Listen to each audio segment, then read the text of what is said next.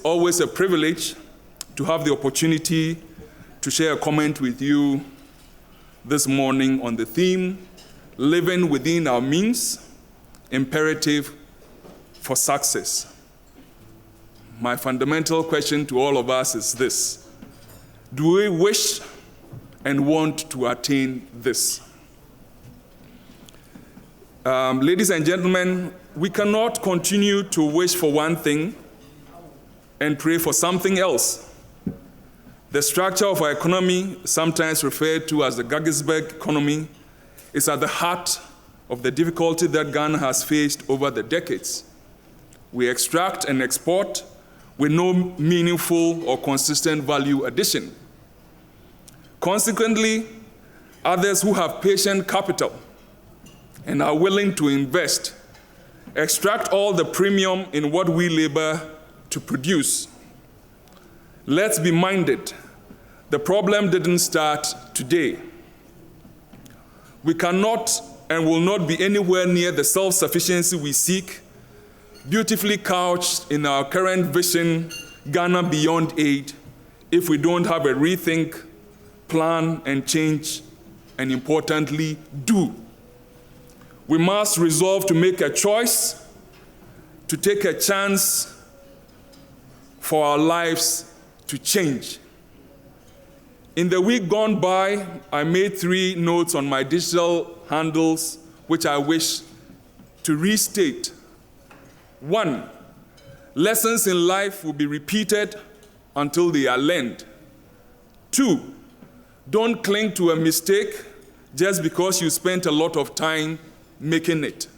3, when life feels unbalanced, a shift is on the horizon. And I believe that we're here gathered to look at that shift that we wish to see. The progress we've made and the positive new initiatives and the momentum that we've seen across the economy over the past several years give us reasons for optimism. However, the ongoing Russo-Ukraine conflict, following on the constraints of the 2020-2021 COVID-19 pandemic and the recent headwinds in our economy, may give us a clue of what the real world looks like. The associated impact in global freight costs has impacted our cost of landing imported products and production inputs, including the cost of hydrocarbon fuels on our economy. And this is really interesting when we extract and export some oil, gold, cocoa, manganese, bauxite, amongst other products, including critical human and intellectual capital. And another few notes I wish to make are the following. 1, within every income, it is said there is food and there is also seed. Let's learn to plan for the day of drought. I had the pre-discussion speak to some of these things that we need to learn to cut out. That proverbial cut your clothes according to your size or whatever that may mean. 2, we seem to be a very prayerful people. And so we should be minded that when we pray for rain, we also have to deal with the mud. When it rains, there is mud. Discipline, consistent work, ethics, a healthy work ethic and a commitment to deliver value is key to changing this construct that we speak to every day. 4, we need to promote the involvement of critical stakeholders. Some of you are herein gathered in each strategic sector in policy design, planning, implementation, monitoring, and the assessment of the policy's impact on the outcomes of the living standards of our people.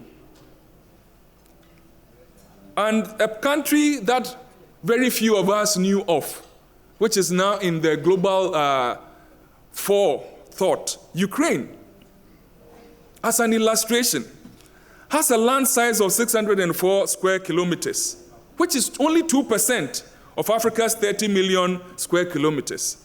Its pre-war 40 million population is barely 3% of Africa's 1.3 billion. Africa has the largest arable land, yet we have to wait for wheat, sunflower oil, other grains, including even copper that we extract from portions of Africa, including the Zambia, the Congo area, and all of that, to go into Ukraine and bring it back to make wires for us. So for me, this session is critical, and I believe that the experts that we've hearing gathered and those of us who will be making contributions to our discussion need to guide us to a place where I think that, one, we need a lifestyle audit, a mindset shift, and a complete rededication to consistently implementing the ideals of some of the fantastic visions that we have actually identified. It's not new. It started when I was growing up as something they called Operation Feed Yourself. Some of you who are my age who need to now wear glasses to read. A few years ago when I showed up here, I wasn't doing that. I saw Operation Feed Yourself. I heard about a certain domestication program. And now it is Ghana Beyond Aid to attain that economic independence and success we desire. I believe God has blessed Ghana enough. And as we keep on saying in our national anthem, God bless our homeland, Ghana. So distinguished guest, our honorable chairman, I'll leave this podium for our expert panelists at this point. But I believe that life gets better when we react less.